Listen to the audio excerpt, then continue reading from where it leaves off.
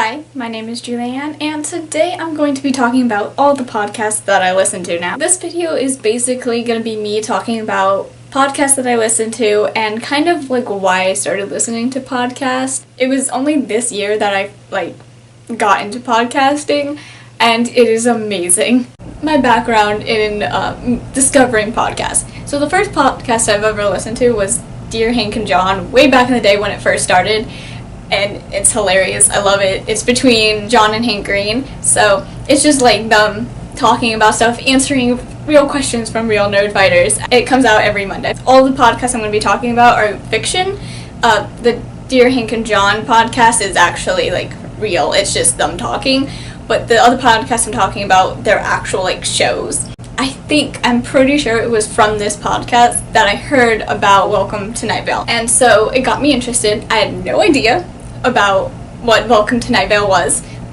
So I started it, and it was my gateway drug to all of the podcasts. I am literally podcast trash right now. Like I get excited when I finish a podcast because I can start a new one. They're amazing. It's not like I discovered like some new genre or like a new story. I discovered a whole new medium of storytelling, and it's phenomenal. Now I'm going to be discussing the 4 podcasts that I have finished, and now just have to wait for like new episodes to come out, and then the new one that I started, and just podcasts that I'm planning on listening to in the future. So the first podcast was Welcome to Night Vale. It was amazing, and by was I mean it is still. It just gets better and better, and let me tell you, episode 100. If you watched it, you know what I'm talking about, or if you listen to it, you know what I'm talking about. How I would describe it is, it's about a town where all the conspiracies are real. Everyone knows the conspiracies are real, and everyone's okay with it, or most people at least. Because this is just a video kind of summarizing up the podcasts I listen to, I'm not going to go into so much detail. Overall, the reason why I enjoy Night Vale so much is because of, well, one, the messages in the story. They're very inspirational at times. Just Cecil himself, he'll say these things where you're like, yeah, I feel that, I feel it, and I just love all of the inspirational quotes that come out of this. Also, on top of that, I really love the cast of characters. They're so much fun. I love Cecil, I love Carlos, I love Steve. I know everyone hates him in the show, but he deserves the love.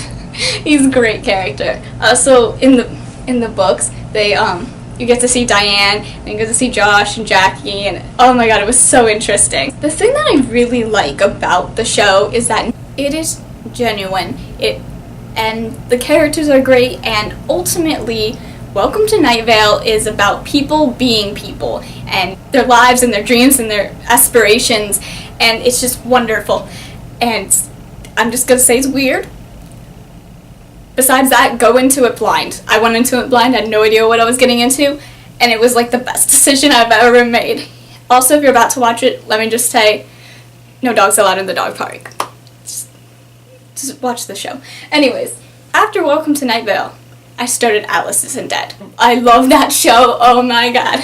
It's also a show that is through Night Vale Presents, which is kind of like the platform with Welcome to Night Vale. It's kind of like, it's like the parent company, and then you have Welcome to Night Vale, and then like 3 other shows that I'm going to be talking about.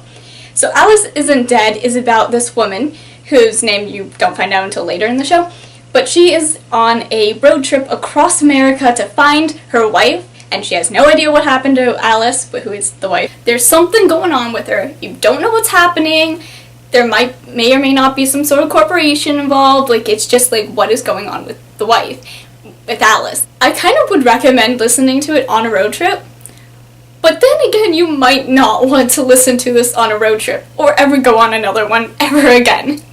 So, there goes my summer plans. Actually, I'm probably going to go to BookCon this summer. I'm so excited. But anyways, Alice Isn't Dead. I fell in love with this show by like the 3rd episode. I just love it so much. It was so much fun to listen to. But fair warning, if you're coming from Night Vale, just know that Alice Isn't Dead is a little more gruesome. Like, Night Vale, it's not like that gruesome or anything like that. It's, pretty much a kid can listen to it. it might not get all the jokes, but in Alice Isn't Dead, children should not listen to it. It's more gruesome, there's more cursing. Anyways, but other than that, it is fun. I love it so much. Joseph Fink created Alice Isn't Dead, and the person who plays Dana from Night Vale plays the main character in Alice Isn't Dead. The next podcast that I'm here to talk about is the Orbiting Human Circus of the Air. This is a story about a circus that broadcasts from the top of the Eiffel Tower. But the main character of the story is a janitor named Julian. Julian is like one of my favorite characters. He is so funny. He's adorable. I've never wanted to hug a character as much as I've wanted to hug Julian. The thing about the Orbiting Human Circus of the Air, I'm just going to call it Orbiting Circus to make it simple.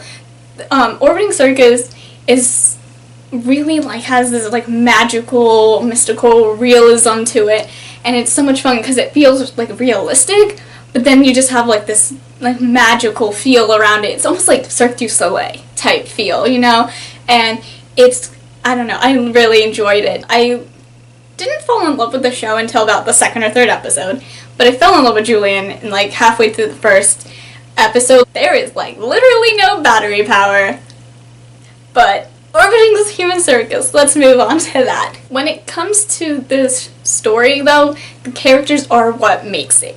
This is a story about the characters, and there's such a huge new amount of characters there and it's really fun to just hear all these different voices, because in Night Vale and Alice Isn't Dead, it's pretty much just one voice. Sometimes you get other voices, but it's pretty much Cecil and main character in Alice Isn't Dead. I'm not going to reveal the name.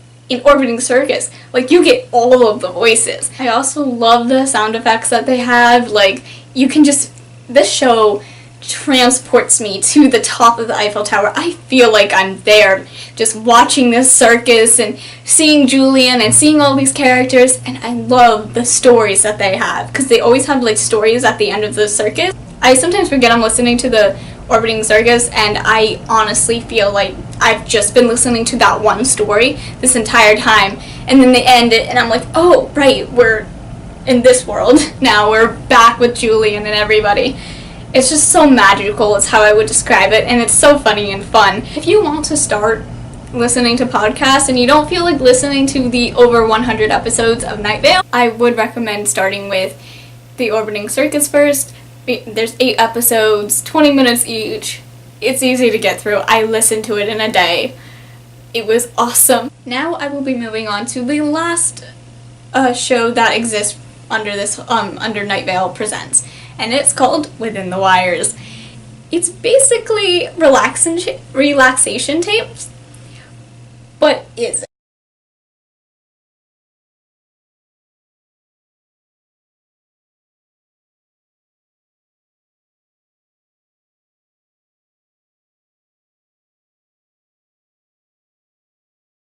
So yes, highly recommend podcasting. If you listen to podcasts, if you listen to Welcome to Night Vale or any of the ones that I mentioned, please tell me down below so we can talk. That's all I have to say for today. Thank you for watching, and I will see you in my next video. Bye!